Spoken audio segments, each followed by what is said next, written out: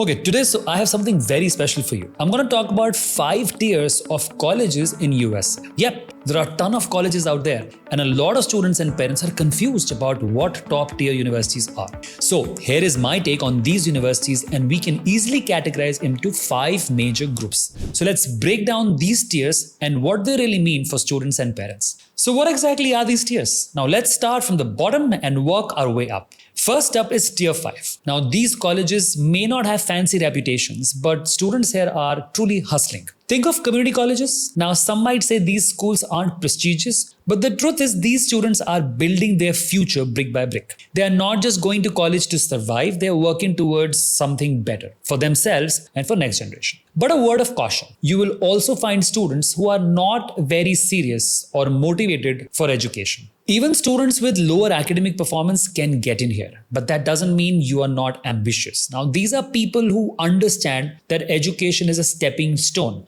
not just a piece of paper. In general, community colleges or this tier is for those students who are not very focused during school years and need more time for self-exploration. For international students going to foreign country, I don't advise this tier. It is better to study in your own country, but again, there could be some exceptions. In general, community colleges can be good for some domestic students, but not so much for international students as per my advice. Okay, next up is Tier 4. This is where people go to college to make their family proud while also having a great time.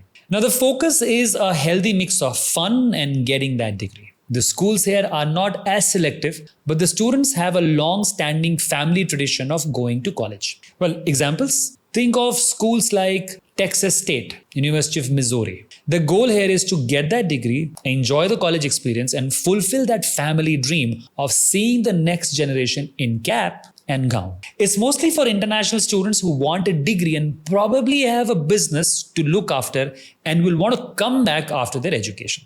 Entry to these colleges requires just a little bit more than the bare minimum required. Again, if you are not in that category, try to avoid these colleges as you won't find a lot of jobs as international students. Well, next one is Tier 3. Tier 3 is where we start seeing students who have put in more effort academically.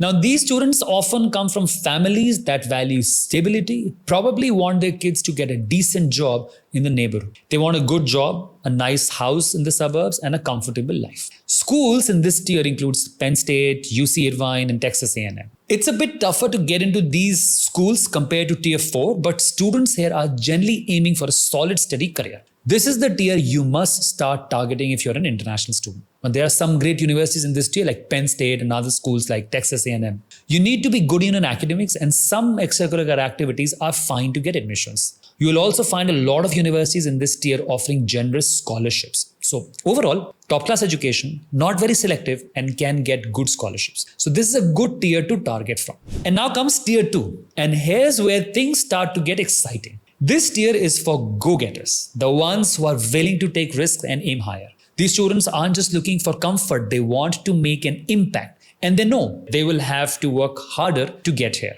Think of schools like UCLA, UT Austin, Ohio State. It's not just about grades. Ambition plays a huge role here.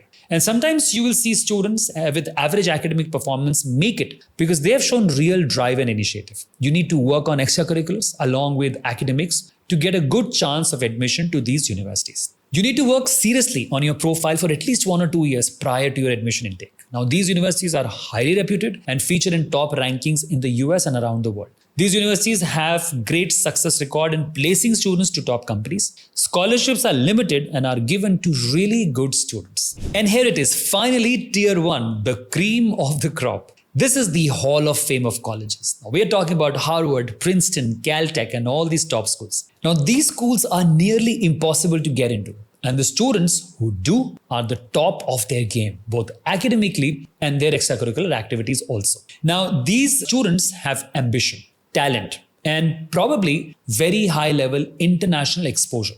Getting in is like Michael Jordan level achievement in the academic world. It's tough, but if you get in, you are in for the elite experience. Now, these universities are world-renowned and most difficult to get into. So these are dream universities in general for almost everyone. You need to work really hard in academics, like you must be in top 5 or even top 2% of your graduating class, must have some crazy extracurriculars or impact, like national champion or published research paper or something similar.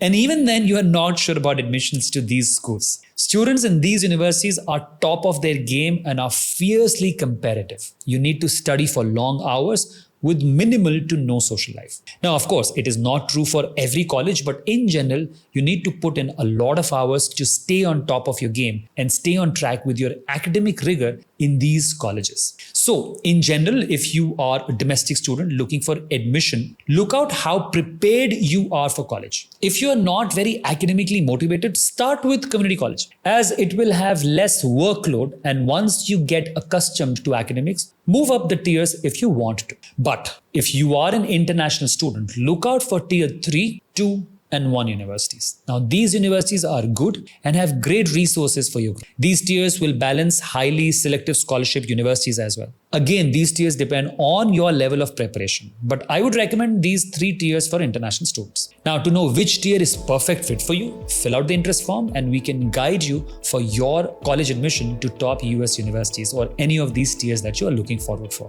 One more thing, it's not just about the school you go to, but the mindset you have while you are there. Whether you're in tier 1 or tier 5, your success depends on what you make of your college experience. Remember that. Now, I would like to hear from you. Which tier do you think is the best fit for you and why? Drop your thoughts in the comments below and let's chat about it. Also, don't forget to subscribe to the channel for more insights on college admission and personal growth. I'll see you very soon. Bye-bye.